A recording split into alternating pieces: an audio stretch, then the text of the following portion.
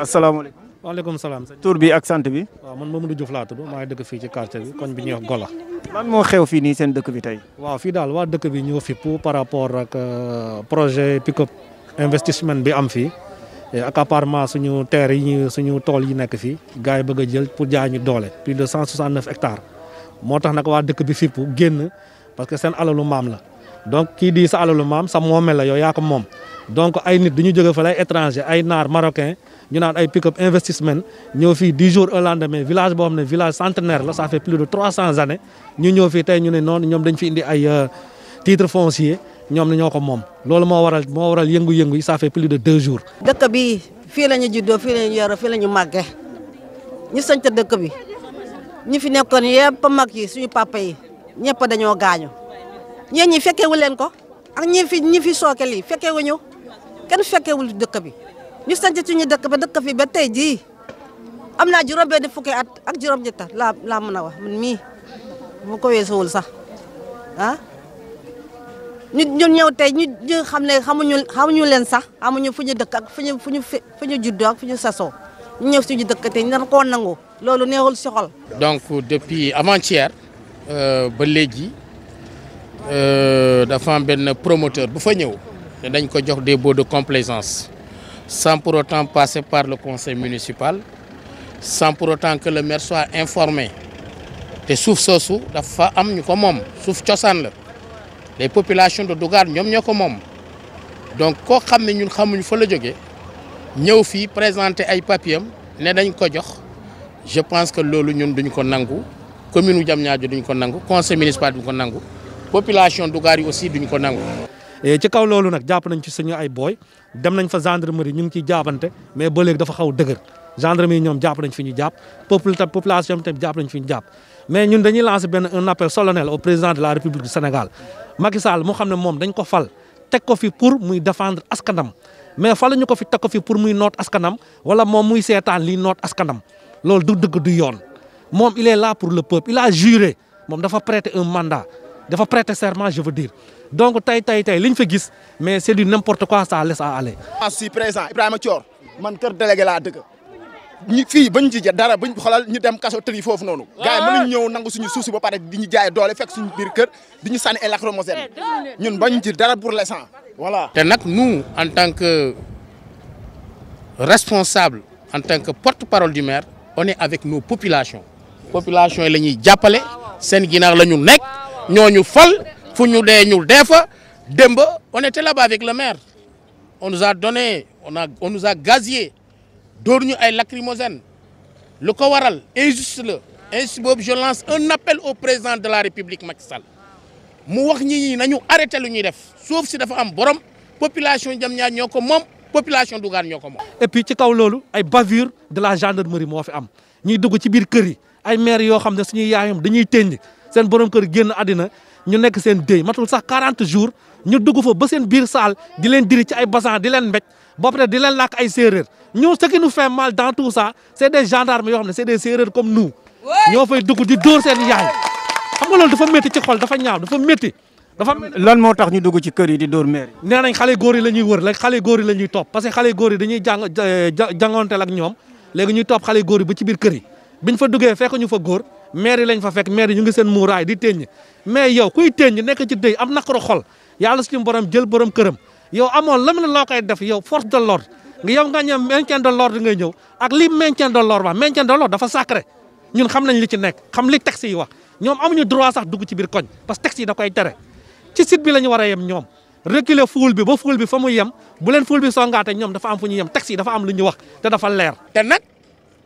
lii fu mu jëm attention ñun bañ ci dara de bu ñu waree joxe suñu bakkan nañ ko joxe bu soobee yàlla. d'accord depuis démb grenade lacrymogène yi ñu ngi koy sànni foofu te yéen fa ngeen demoon li ñu mënul comprendre mooy nan la ñuy defee ba jaaruñu ci mairie ba te amuñu consentement population bi maanaam villageois te ñoom ñu ne ñoom ñoo moom suuf si noo ko mën a expliquer kan moo leen jox kayit bi. tout à fait ce sont les services déconcentrés ñoom ñoo leen jox kayit yi c'est des baux de complaisance vous savez avec l'acte 3 de la décentralisation il faudra impérativement passer par le conseil municipal ñu délibérer d'abord avant nga entamer vraiment la procédure n'est-ce pas de bail dañuy délibérer d'abord le sous-préfet approuvé ko nga xam yow am nga délibération ça c'est l'acte 3 de la décentralisation avec la loi du 28 décembre 2013 c'est très clair là-dessus. Tel n'a pas été, la procédure n'a pas été respectée. Le maire Mamadou Moulaye Gueye n'a pas été informé. J'interpelle les services déconcentrés. Ñoom ñoo joxe les bails de complaisance te loolu day dagg. Trop c'est trop du ñu nangu loolu ñu ngi ci ginnaaw population bi te lu ma waxoon lay waxaat ñii ñoo ñu fal ñii seen i problème seen i jooy seen i rongoñ ñu ngi seen ginnaaw pour fomp ko. ba tey xale yaa ngi ci biir au front di xeex parce que fu mu toll ni jihaad la ñun nag dañuy lancer un appel solennel à tout le Sénégal à tout citoyen sénégalais képp koo xam ne yow tu es un patriote li américain di wax le patriotisme actuellement Sénégal ci loolu lañ toll tey mooy que ne Sénégal ñëpp war a yëngatu fippu fépp fu am problème suuf dëkk bi ñëpp maa ba ndoo dem fa mu nekk benn xeex commun dañuy lancer tamit benn appel solennel à tout Dougar xeex bi nekkul xeexu waa Loosa nekkul nekk xeexu waa Gola tout Dougar la confondu appel boobu ñoom foog mu dugg ci nopp nit ñu xam ne ñii buñ fi jógee bu réussir ci extension yooyu la ñu jëm muy Puutu muy Loos muy Mbunka muy Nduxra ainsi de suite jëm ay Ciki donc projet yi c'est des projets pharaoniques comment dire ni ñu koy waxatee sax c'est des francs-maçons donc population yi dañ ci war a xeex képp loo am ne mun nga ko ci muy mystique ak lépp luñ ci mën nañ ko ci def pour que ces gens là pour qu'ils reculent parce que nit ki doo ñëw ci moomelam nga nangu ko. ñu bëgg daal ñu wax si daal ñu bàyyi lu ñuy def ni ñu bàyyi ko histoire baaxul si biir dëkk ah waa dëkk bi yëpp toog di ñu seetaan ci lu métti nii ñii di gaañu ñii di dee li ñuy sànni li ñuy def nii sax moo gën a bon baaxul si kenn bu ñu ko sànnee ne ci biir nekk lay nekk man mi sax daf maa jàpp sax ma dem tëdd ah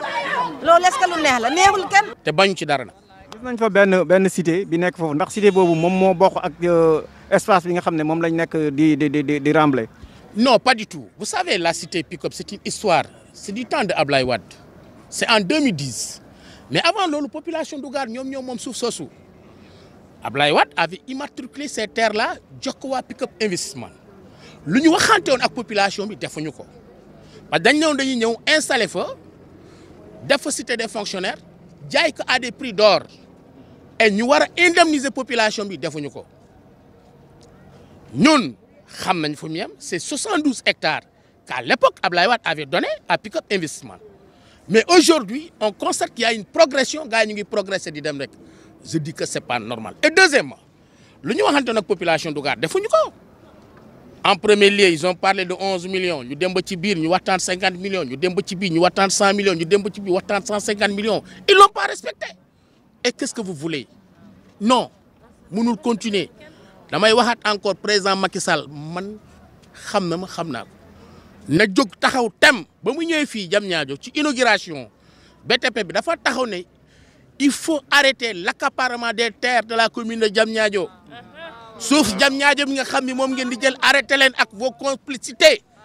delloo leen suufu Diamniadio ñu ko moom président moo def déclaration fii te loolu ba léegi ñun loolu la ñu téye ñu ngi koy déglu ñu ngi koy wax nag na wax ay responsable am na wax ñooñu waa Descos nañu arrêté lu ñu def nañu arrêté xale yi arrêté di door xale yi du yoon dem nañu ba dugg ci ay kër yàq lu bari trop c'est trop il faut que ça cesse. Abdou ñu koy wax Abdou Kabak booy bi mu ngi à la gendarmerie ça fait plus de 2 jours ne defeere nañ ko actuellement nii man dem naa personnellement ba gis booy bi brique la ko gendarmerie bi dóor loolu amul fenn c'est du jamais bavure la loolu c'est des bavures de la gendarmerie booy bi fii dañ ko toj arcade sourcilière bi fii lépp dañ ko toj bët bi nii la toll je l'ai vu personnellement man ba léegi defeere nañ ko on a demandé à ce que ñu yóbbu ko jox ñu ko ñu yóbbu ko booy bi gis un médecin ñu wutal ko un certificat médical parce que affaire bi waruñu ko bàyyi nii mu yomb di yoon c'est des bavures ces gens là c'est des citoyens sénégalais ñoom dañ fi ñëw pour maintien de l'ordre mais ay sénégalais lañ fi fekk seen ay naataango seen ay rakk seen ay doom seen ay pap seen ay moromu baay capitaine bi dafa ñëw fi démb di menacer paay naan leen yéen da ngeen ànd ci li xale yi di def paa bu fi wax ma yóbbu la defeere la mais nous sommes où exactement fan la ñu nekk ci ban dëkk la ñu nekk ñun ndax Sénégal c'est notre constitution qui nous permet la liberté à la marche la liberté à la parole d'aller de circuler là où tu veux mais boo génnoon fii léegi-léegi gendarmerie ne la doo progresser 2 mètres pourquoi y a pas un papier bi wax ne yow amoo droit circuler Tout citoyen sénégalais, tu as le droit d'aller où tu veux, quand tu veux. C'est la constitution sénégalaise qui le garantit. Mais nos droits aujourd'hui sont bafoués. On est désolé.